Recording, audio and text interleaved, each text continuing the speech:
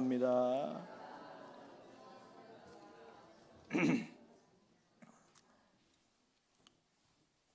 예, 오늘 저는 요한복음 5장 24절 29절까지 말씀을 가지고 듣는 자는 살아나리라, 이런 제목으로 말씀을 나누겠습니다. 여러분은 그 플라시보 효과라는 단어를 들어보셨는지요?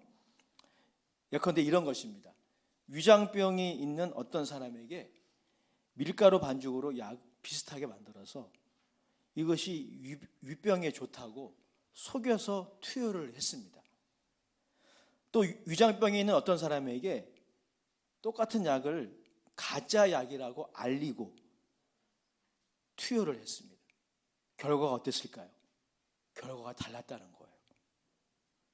밀가루로 만든 약이 사실 가짜 약이잖아요.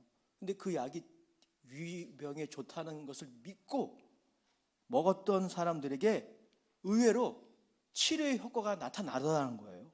이거를 플라시보 효과라고 합니다. 중앙일보 건강한 당신이라는 그 사이트에 김증국 기자라는 분이 기고한 칼럼에 의하면 이 플라시보 효과의 의미가 있다는 거죠. 국내 유방암 치료의 권위자였던 고 이희대 교수의 말을 인용하여 이 기고자는 이 플라시보 효과가 의미하는 것은 다음과 같다는 거예요. 그건 뭐냐면 사람을 치료하는 진짜 약은 긍정과 희망이라는 겁니다. 긍정과 희망. 이것을 증명하는 사례가 이 플라시보 효과다라는 것입니다. 그러니까 여러분, 우리 약을 먹어야 되지만, 진짜 약을 먹어야 되지만 마음의 자세가 중요한 거예요. 믿음으로 먹어야 돼요. 마음의 자세가 병을 키우기도 하고 병을 치료하기도 한다는 것이 이게 의학적으로 이제 밝혀지고 있는 거예요. 예수님도 이 플라시보 효과를 생각하게 하는 말씀들을 하셨어요. 예수님이 환자들을 고치실 때 어떤 말씀하셨습니까? 내가 고쳤다, 이렇게 하지 않으셨어요. 내 믿음이 너를 구원하였느니라. 내 믿음이 너를 구원했다. 예수 이런 말씀하셨단 말이죠. 예수님의 이 하나님 나라의 비유에도 이 플라시보 효과를 생각하게 하는 그런 원리를 발견하게 됩니다. 마태복음 13장에 보면 천국 비유가 등장하는데 예수님은 이 하나님 나라의 역사를 무엇에 비유했냐면 밭에 씨를 뿌리는 것으로 설명했죠. 우리도 그 내용을 어느 정도 알고 있어요. 똑같은 씨예요. 그 씨를 받는 사람의 마음의 상태에 따라 결과가 확연히 달라지는 거죠. 길가 밭이 있어요. 또 돌이 많아서 깊지 않은 밭이 있습니다. 또 가시덤불과 잡초가 가득한 밭이 있어요. 그리고 좋은 밭이 있습니다. 마음의 상태를 말하는 거죠. 그 마음의 상태에 따라서 똑같은 씨인데 결과가 완전히 달라요. 오직 좋은 땅에 뿌려진 씨만 100배, 60배, 30배의 결실을 하게 되는 것입니다. 예수님은 이 천국 비유를 통해서 하나님의 말씀, 이 씨가 하나님의 말씀을 상징하는 거거든요. 하나님의 말씀에 대한 수용성이 얼마나 중요한지를 가르치고 계시는 거예요. 창립 28주년 가을 부흥회가 이제 얼마 남지 않았습니다. 부흥회를 준비하면서 무엇을 준비해야 할까? 제가 노심초사 기도하고 있어요. 혹시 준비가 안 된 게 빠뜨린 게 있지 않을까? 이렇게 기도를 하다가 이 부분을 꼭 준비해야 되겠다라는 생각을 하게 돼서 오늘 이 본문을 제가 택했어요. 그건 뭐냐면 하나님의 말씀에 대한 수용성을 준비해야 되겠다. 우리가 여러 가지 준비해야 될 게 많이 있는데 하나님의 말씀에 대한 수용성, 우리의 마음의 밭이 좋은 땅이 돼야 한다는 것이죠. 여러분, 정말 유명한 설교자나 강사가 와서 하나님의 말씀을 증거하여도 이 수용성이 준비 안 되잖아요. 부흥의 역사는 일어나기 힘듭니다. 그냥 재미있네, 혹은 감동받았다 정도로 끝날 거예요. 아니면 졸음만 쏟아질 것입니다. 반면에 사회적으로 그렇게 알려지지 않은 소위 말하는 네임밸류라 그러잖아요. 네임밸류. 그런 강사분이 이 강단에 서셔서 말씀을 전해도 말씀을 듣는 자의 마음이 좋은 땅이 되면 부흥의 역사는 나타납니다. 가짜 약도 믿음으로 먹으면 치료를 받는다는 거죠. 진짜 약이잖아요. 하나님의 말씀은. 믿으시나요? 하나님의 말씀 진짜 약이잖아요. 진짜 약을 믿음으로 먹어야죠. 그걸 우리가 이 부흥회 때 준비해야 되겠고, 얼마 안 남았지만 이 수용성을 우리가 좀 다시 준비하도록 기도해야 되겠습니다. 여러분, 이 마음이 좋은 땅이 되면요, 이 청자들이, 하나님의 말씀을 듣는 청자들이 거룩한 취사 선택을 할 수 있어요. 즉 설교자를 통해 전해지는 그 내용 중에서 하나님 말씀 외에 다른 이론들은 걸러내면서 동시에 하나님의 말씀은 잘 받아들이는 이 거룩한 취사 선택, 이 역사가 누구에게 일어납니까? 좋은 땅에서 일어나는 거예요. 좋은 마음의 밭에서 일어나는 것입니다. 예수님은 오늘 그런 취지에서 본문의 말씀 우리에게 주고 있는데요, 오늘 본문을 통해서 이 수용성에 관한 세 가지 메시지를 좀 생각해 보려고 합니다. 첫 번째 메시지는 뭐냐면 이런 것입니다. 따라합시다. 죽고 사는 것이, 다시 한번, 죽고 사는 것이 듣는 것에 있습니다. 24절의 말씀이에요. 이게 예수님의 요지입니다. 시작. 내가 진실로 너희에게 이르노니 내 말을 듣고 또 나 보내신 이를 믿는 자는 영생을 얻었고 심판에 이르지 아니하나니 사망에서 생명으로 옮겼느니라. 죽고 사는 것이요, 우리의 운명이, 아니 그냥 이 땅에서의 운명만이 아니라 우리의 영원한 운명이 어디에 달려 있어요? 듣는 데 있다는 거예요. 하나님의 말씀을 잘 수용하느냐, 그렇지 않느냐. 예수님의 메시지는 이것입니다. 하나님이 자신에게 주신 생명, 영원한 생명이죠. 이터널 라이프. 그리고 자신 안에 있는 그 영원한 생명을 예수님이 사람들에게 나눠주시는데 무엇을 통해서? 그분이 증거하는 말씀을 통해 나눠주신다는 거예요. 다른 방법이 아니라 그분이 전하는 언어, 말씀을 통해 전달하신다는 것입니다. 26절 말씀 읽어보겠습니다. 시작. 아버지께서 자기 속에 생명이 있음과 같이 아들에게도 생명을 주어 그 속에 있게 하셨고, 이 아들 안에 있는 성부와 성자가 영원히 공유하고 계시는 이 생명, 영원한 생명을 예수님이 이 땅에 나눠주시기 위해 오셨어요. 근데 어떻게 나눠주세요? 그분의 말씀으로. 그러니 여러분, 그 말씀을 듣는 자는 살아나는 것이죠. 안 들으면 못 살아나는 겁니다. 이사야 선지자도 일찍이 하나님의 백성의 회복이 바로 여기 있다라고 증거한 바가 있어요. 이사야서 55장 3절에 이렇게 말씀하고 있습니다. 너희는 귀를 기울이고 내게로 나와 들으라. 그리하면 너희의 영혼이 살리라. 내가 너희를 위하여 영원한 언약을 맺으리니 곧 다윗에게 허락한 확실한 은혜니라. 은혜 받는 비결이 여기에 있는 거예요. 잘 들어야 됩니다. 여기서 듣는다는 것은 리스닝이에요. 영어로 표현하자면 그냥 들리는 것이 아니라 주의 깊게 듣는 거예요. 우리가 무엇을 주의 깊게 듣느냐. 들리는 소리가 많죠. 인터넷 매체를 통해 혹은 너튜브를 통해 사람들을 통해 또 성도들을 통해 들리는 소리가 얼마나 많은지 몰라요. 하지만 우리가 어디에 주의를 기울여 들어갈 것인가 결정하셔야 돼요. 거기에 여러분의 인생의 성패가 달려있는 거예요. 죽고 사는 게 거기에 달려있는 거예요. 하나님 말씀하십니다. 내게로 나와 들으라.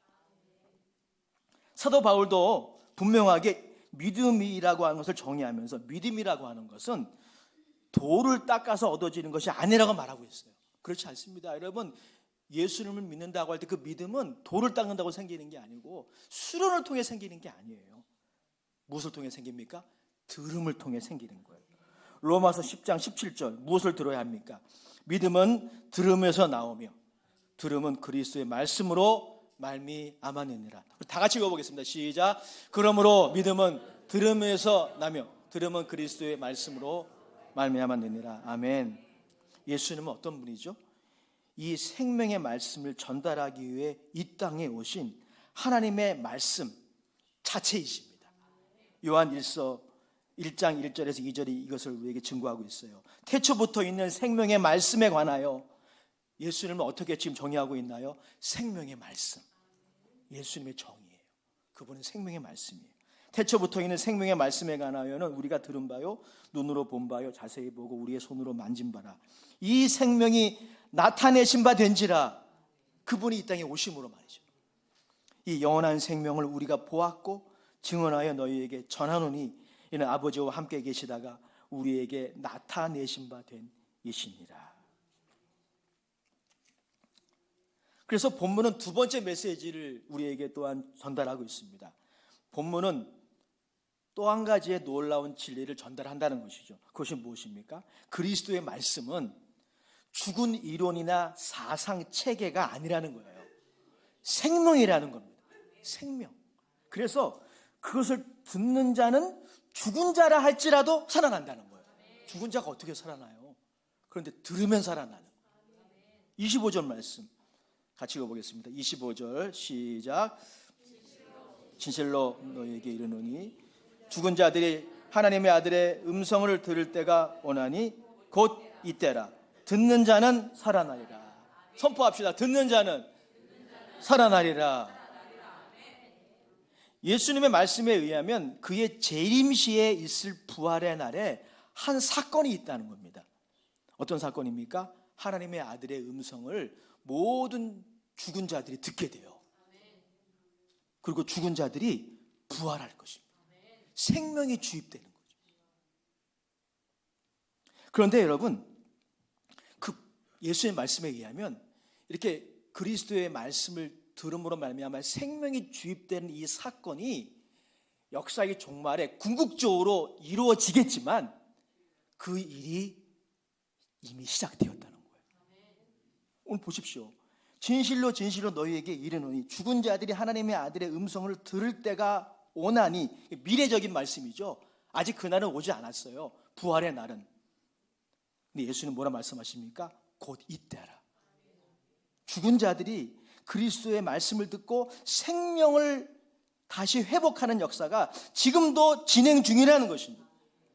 들을 귀가 없는 죽은 자들이 살아나는 역사가 미래에만 있는 것이 아니라 지금 이미 시작되었다는 거예요. 에스겔 선지자는 37장에서 그 일을 미리 시전하는 것으로 보입니다. 그는 환상 가운데 하나님의 명령을 받았어요. 하나님이 에스겔 선지자에게 골짜기에 가득히 있는 뼈를 보여주셨어요. 그리고 그 뼈를 향해 하나님이 어떤 명령을 하셨냐면 그 뼈를 향해 대언하라. 하나님 말씀을 전하라고 명령했습니다. 명령하셨어요. 에스겔은 사실 무모하다고 생각이 되었습니다. 뼈예요, 뼈. 뼈가 들을 귀가 있습니까? 살아있어야 들을 귀가 있죠. 골짜기에 가득한 뼈가 어떻게 들을 수 있습니까? 에스겔 선지자의 입장에서 무모하다고 생각이 됐어요. 하지만 하나님의 말씀에 순종해서 환상 가운데 하나님의 말씀을 대언했어요. 전했습니다. 놀라운 것은 여러분 잘 아시는 바와 같이 그 뼈가 움직이기 시작해요. 뼈가 바퀴가 있는 것도 아닌데 움직이기 시작해요. 생물처럼 움직이기 시작했고 연결되기 시작했고 살이 붙기 시작했고 생기가 들어가는 역사가 일어났습니다. 에스겔서 37장 4절에 그 상황을 이렇게 말씀하고 있습니다. 또 내게 이르시되 너는 이 모든 뼈에게 대언하여 이르기를 너희 마른 뼈들아 여호와의 말씀을 들을지어다. 그리고 그 말씀에 순종해서 말씀을 대언하니까 7절에 이에 내가 명령을 따라 대언하니 대언할 때 소리가 나고 움직이며 이 뼈 저 뼈가 들어맞아 뼈들이 서로 연결되더라. 또 내가 또 보니 그 뼈에 힘줄이 생기고 살이 오르며 그 위에 가죽이 덮이나 그 속에는 생기는 없더라. 또 10절에 보면 생기를 대언하니까 생기가 그 속에 들어가 있어요. 이에 내가 그 명령대로 대언하였더니 생기가 그들에게 들어가매 그들이 곧 살아나서 일어나 극히 큰 군대가 되더라. 여러분 이 역사가 에스겔의 환상에서만 일어나는 게 아니고 역사의 종말에 부활의 날에만 일어나는 것이 아니고 지금 일어나고 있다. 곧 이때라. 왜 그래요? 예수님의 말씀은 생명의 말씀이기 때문에 살아있고 운동력 있는 말씀이 예수님 말씀이에요. 즉 이렇게 적용할 수 있어요. 오늘날도 잘 들어보십시오. 하나님의 말씀에 대한 관심과 열정을 잃어버리고 교회 다니는 분들도 이럴 수 있잖아요. 언제부턴가 하나님의 말씀이 지루하게 느껴지고 자꾸 졸음만 오고 하나님의 말씀에 대한 목마름을 잃어버릴 수 있잖아요. 교인들도 그렇다면 교회 바깥의 사람은 뭐 이런 말할 수 없는 거죠. 하나님 말씀에 대한 관심과 열정을 잃어버리고 그것을 들을 수 있는 수용성, 제가 수용성을 얘기했는데 그것을 들을 수 있는 수용성이 제로인 사람이라 할지라도 1도 아니고 2도 아니고 제로, 죽은 거죠. 죽은 거. 그런 사람이라 할지라도 그리스도께 나와 들으면 마른 뼈가 살아나듯이 살아날 것이다. 그게 예수님의 요지예요. 죽은 자들이 하나님의 아들의 음성을 들을 때가 오나니 곧 이때라. 지금 이 역사가 일어난다는 거예요. 여러분, 이것이 현실에서 일어난다는 수많은 간증들이 있지만 이 시간 다 나눌 수 없다는 것이 아쉬울 뿐입니다. 억지로 말씀을 듣는 곳에 갔다가, 이제 사례를 좀 설명해 드리는 거예요. 억지로 왔어요. 관심이 없어요. 열정이 없어요. 누가 가자고 하니까 부흥회에 참석했어요. 예배에 참석했어요. 억지로 말씀을 듣는 곳에 갔다가 혹은 단순한 호기심에 의해 하나님의 말씀을 듣다가 살아나는 역사가 계속되고 있습니다. 여러분들 그 주역이 되시기 바라요. 제가 예화로 한번 간증으로 이렇게 인용한 적이 있는 것 같은데요. 제가 아는 우리 선배, 지금은 장로님이 되셨을 거예요. 이분이 원래 예수님을 안 믿는 분이었어요. 제가 의정부 순복음교회 다닐 때 우리 청년 선배였거든요. 근데 원래 예수님을 안 믿었어요. 근데 이분이 어느 날 교회에 출석하시고 청년부로 이렇게 들어오셔서 같이 신앙생활을 하고 또 결혼을 하셔서 이제 믿음의 가정을 이루셨는데, 이분의 간증을 제가 좀 소개하려고 합니다. 이분이 당구를 굉장히 좋아했대요. 당구를. 그래서 그날도 당구를 친구들하고 당구 치러 간 거예요. 근데 어디로 가냐면 자신의 사촌 형이 경영하는 의정부의 마로니에 당구장. 근데 지금 이 당구장은 없어요. 당시 이 마로니에 당구장을 경영했던 분이 지금 양주의 동문교회의 정광환 목사님이세요. 정광환 목사님이 그 당시 청년부 회장이셨어요. 굉장히 신실하신 회장님이셨어요. 제가 그때 청년부 임원이었어요. 근데 당구장을 경영하셨어요. 청년부 임원회의를 당구장에서 자주 했습니다.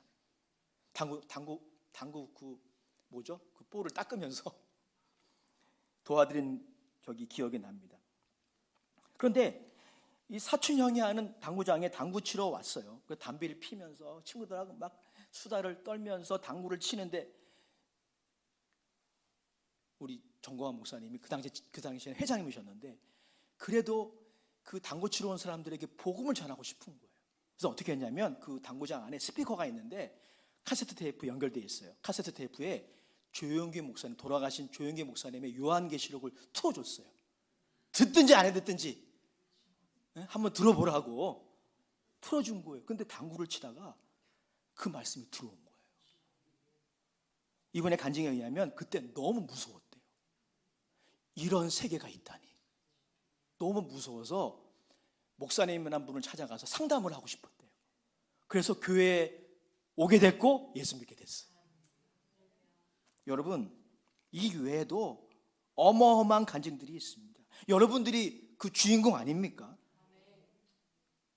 사랑하는 여러분, 설교자를 통해 들려지는 그리스도의 말씀이 대단한 거예요. 설교자는 도구일 뿐입니다. 우리가 존경하고 감사하지만 도구일 뿐이에요. 설교자가 능력이 있어서가 아니라 설교자가 전하는 그리스도의 말씀이 대단하기 때문에, 생명의 말씀이기 때문에 그래요. 그리스도의 말씀이 들려질 때 생명이 주입되는 거죠. 그래서 여러분, 하나님의 말씀에 접촉하는 자는 살아날 것입니다. 죽은 자라도 살아납니다. 마지막 세 번째, 오늘 본문의 메시지는 뭐냐면요, 예수님은 심판의 권세를 가지신 분이십니다. 26절, 29절이에요.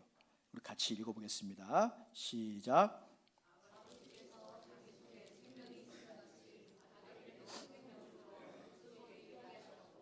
또 인자됨으로 말미암아 심판하는 권한을 주셨으니 이를 놀랍게 여기지 말라. 무덤 속에 있는 자가 다 그의 음성을 들을 때가 오나니 선한 일을 행한 자는 생명의 부활로 악한 일을 행한 자는 심판의 부활로 나오리라. 오늘 본문에 의하면 하나님의 아들에게 생명을 전달하는 권세만이 아니라 심판의 권세, 권위도 맡기셨다는 겁니다. 여러분, 심판이라는 단어는 이 원어의 의미에 의하면 나누다, 분리시키다 라는 뜻을 가져요. 신약학자 F.F. 브루스는 이 본문을 이렇게 옳게 해석합니다. 들어보십시오. 예수님은 우리를 심판하기 위해서 이 땅에 오신 것은 아니지만, 예, 맞아요. 그가 오심으로 누군가 영생을 받았고 누군가에게는 심판이 임했다. 이 분리가 그가 오신 것의 효과이다 라고 옳게 주석했어요. 무슨 말입니까?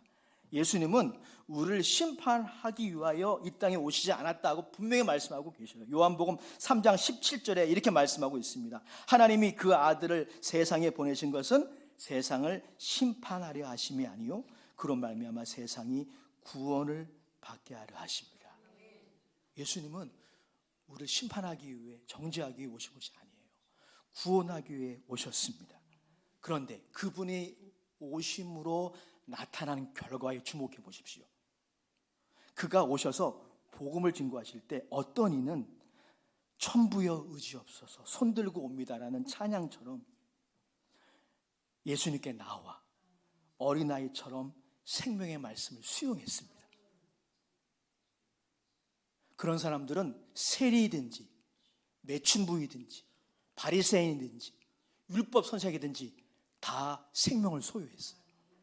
하지만 우리가 잘 알듯이 반대의 경우가 얼마나 많았습니까? 오늘 예수님이 지금 그 반대자들하고 논쟁하고 있는 내용이거든요. 사사건건 이들도 예수님께 나오긴 했어요. 하지만 예수님의 말씀을 수용하기 위해서 온 것이 아니라 예수님 말씀에 무슨 흠이 없나, 신학적으로 잘못된 것이 없나, 그거 따지러 온 거예요. 전혀 다르죠. 전혀 달라요. 이게 차이를 만들어내는 겁니다. 선인의 부활과 악인의 부활이 있다고 분명히 말하고 있어요. 모두가 다 선인의 부활을 맞이할 것이다 성경은 말하고 있지 않아요. 선인의 부활과 악인의 부활이 확연히 달라질 것입니다. 그 차이가 어디에 있습니까? 수용성이 있는 거예요.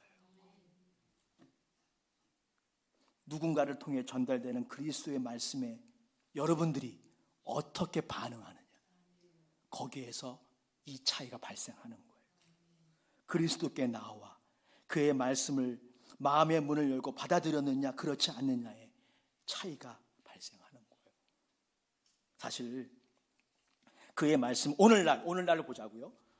그의 말씀을 여러 가지 이유로 청정하지 않는 사람들은 이미 심판을 받은 사람들이에요. 요한복음 3장 18절 이하가 그것을 말씀해 주고 있어요. 들어보십시오. 그를 믿는 자는 심판을 받지 아니하는 것이요 믿지 아니하는 자는 하나님의 독생자의 이름을 믿지 아니하므로 벌써 심판을 받은 것입니다. 그 정죄는 이것이니 곧 빛이 세상에 왔으되 사람들이 자기 행위가 악함으로 빛보다 어둠을 더 사랑한 것이니라. 악을 행하는 자마다 빛을 미워하여 빛으로 오지 아니하나니 이는 그 행위가 드러날까 하며 진리를 따르는 자는, 우리 21절을 다 같이 읽어볼까요? 시작. 진리를 따르는 자는 빛으로 오나니 이는 그 행위가 하나님 안에서 행한 것임을 나타내려 함이니라. 아멘. 사랑하는 여러분, 그래서 이 세상에는 두 종류의 죄인이 있는 셈이에요. 우리는 다 죄인이잖아요. 근데 두 종류의 죄인이 있어요. 그리스도께 나와 죄가 있고 문제가 많고 하자가 많지만 주님이 부르실 때 그리스도께 나와 자신을 낮추고 그분의 말씀을 수용하는 사람이 있어요. 그런 죄인이 있어요. 생명의 말씀이 그에게 임하면 그는 변화될 것입니다. 변화되지 않을 수가 없어요. 생명의 말씀이 그 일을 할 거예요. 이런 죄인이 있어요. 하지만 빛보다 어둠을 사랑하여, 오늘 본문이 말하고 있잖아요. 그분께 나아가지 않는, 나아가면 되는데, 예수님께 나아가면 돼요. 그분이 전하는 생명의 말씀을 누군가를 통해 들으면 돼요. 그러나 그렇게 하지 않는 죄인 두 부류가 있는 것입니다. 결론입니다. 사랑하는 성도 여러분, 아직 선인의 부활과 악인의 부활이 이루어지는 궁극적인 미래는 오지 않았습니다. 즉 기회가 남아있어요. 주님이 초청하십니다. 저를 통해, 여러분들을 통해 부흥회 혹은 예배의 그 자리에, 생명의 말씀을 듣는 자리에 지금 초청하고 계셔요. 그 초청을 수락하여 억지로 오더라도, 누군가의 강권으로 억지로 오더라도 생명의 말씀에 접촉한 자는 살아날 것입니다. 듣는 자는 살아나리라. 제가 어떤 청년하고 만난 적이 있는데, 이 청년이 예수님을 안 믿는 청년이었습니다. 제가 만난 그 시점에서는 말이죠. 전에는 교회를 다녔대요. 중고등부 때는 교회를 다니다가 졸업하고 대학을 가면서 교회를 안 나가기 시작했고 이제는 발을 끊었다는 거예요. 그래서 제가 좀 전도를 해야 되겠다는 생각을 해서 좀 이야기를 했어요. 근데 이 청년이 이런 얘기를 하더라고요. 목사님, 안 믿어지는데 어떡해요? 안 믿어져요. 이런 고민을 하더라고요. 이런 고민을 이야기하더라고요. 그래서 제가 이 청년을 어떻게 도와주면 좋을까 마음속으로 순간적으로 기도했어요. 기도하고 성령님 지혜를 달라고 기도했는데 하나님 저에게 지혜를 주셨어요. 하나님이 주신 지혜 같아요. 제가 그 청년에게 이렇게 얘기했어요. 믿으려고 애쓰지 마. 그냥 앉아 있어. 말씀을 듣는 자리에. 우리 하나님은 어떻게 알아요? 하나님이 인격자신데 그분이 자신을 소개하는 말씀 없이 우리가 하나님을 어떻게 알아요? 하나님을 알지 못하면 어떻게 믿어요? 그러니 하나님의 말씀이 전달되는 그곳에 앉아 있으라고. 제가 그렇게 고민했어요. 사랑하는 여러분, 이 시대에 우리가 시급하게 해결해야 할 한 가지 과제가 있어요. 그게 뭐냐면 성경을 통하여 또 설교자와 복음 전도자를 통해 말씀하시는 하나님의 말씀을 청정하지 못하게 하는 안팎의 요소들이 있습니다. 저에게도 있고 여러분들에게도 있어요. 돌과 같은, 씨를 아무리 뿌려도 열매가 맺지 못하게 하는 그 마음의 돌이 있거든요. 그 돌을 제거해야 돼요. 이게 어떻게 보면 가장 시급한 일입니다. 인내하지 못하는 조급함이 우리에게 있습니까? 하나님 말씀을 청정하기에는 너무 시간을 내지 못하는 분주함이 우리에게 있나요? 혹은 이런 것도 있어요. 설교자와 복음 전도자와의 관계가 굉장히 중요합니다. 설교자와 저와 여러분들의 커뮤니케이션이 원활하지 않으면요, 여러분이 제 설교에 100번 참여해도 은혜 받지 못합니다. 그래서 제가 정말 노력하는 부분이 이 부분이에요. 여러분들이 저에 대해서 그런 감정을 갖지 않도록 정말 노력을 하는데 잘 안 될 때가 있어요. 그래서 설교자와 저와 여러분들의 커뮤니케이션이 있어야 돼요. 제가 오늘 이 재단에서 제 임기를 마치고 은퇴하면 저와 그런 거 하지 않아도 됩니다. 저랑 커뮤니케이션 필요 없어요, 이제. 하지만 제가 여기서 부임하고 여러분들에게 말씀을 전하는 동안에 저와 커뮤니케이션이 안 돼서 이게 뭔가 오해가 자꾸 생기잖아요. 피해가 고스란히 누구에게 가느냐? 여러분들에게 가요. 말씀이 안 들어옵니다. 이런 것들을 해결해야 되는 거예요. 이 목회자가 잘해야 되고 성도님들도 이런 부분에서 만약 오해가 있으면 저에게 질문을 하세요. 목사님, 그 소리가 좀 이해가 안 되는데요. 마음에 그냥 담고만 있지 말고 저에게 찾아오셔서 질문을 하세요. 이런 부분이 중요합니다. 또 무관심, 무지, 불신, 염려와 근심의 돌들을 제거하고 마음의 밭을 기경해야 합니다. 근데 가장 좋은 방법, 마음의 밭을 기경하는 가장 좋은 방법이 뭐냐면 그냥 하나님의 말씀에 선포되는 그 자리에 오세요. 오세요. 듣는 자는 살아나리라 하셨기 때문에 여기에 키가 있는 거예요. 하나님의 말씀이 선포되는 자리에 나와 그의 목소리에 집중할 때 성령님이 수술해 주십니다. 성령님이 치료해 주십니다. 성령님이 돌을 다 제거해 주셔요. 그때 부흥의 역사, 살아나는 역사가 저 여러분들에게 있게 되는 것입니다. 우리 마지막으로 호세아 선지자의 외침을 같이 읽고요, 설교를 마치기 원합니다. 말씀 나눔을 마치기 원합니다. 호세아서 10장 12절 말씀 다 같이 읽어보겠습니다. 호세아서 10장 12절 시작. 너희가 자기를 위하여 공의를 심고 인애를 거두라. 너희의 묵은 땅을 기경하라. 지금이 곧 여호와를 찾을 때니 마침내 여호와께서 오사 공의를 비처럼 너희에게 내리시리라. 기도하겠습니다. 하나님, 묵은 땅을 기경할 때가 되었습니다. 이번 부흥회를 통하여 또 부흥회를 준비하면서 우리의 마음의 묵은 땅을 기경하고 마음의 돌들을 제거하도록 은혜를 베푸시고 이번 부흥회에 하나님을 찾을 때 생명의 말씀을 통하여 우리 모두가 다 살아나는 그 일이 주의 백성들 모두에게 있게 하여 주시옵소서. 우리 가정에, 우리 자녀들에게, 우리 친구들에게 있게 하여 주옵소서. 예수님의 이름으로 감사하며 기도합나이다. 아멘. 우리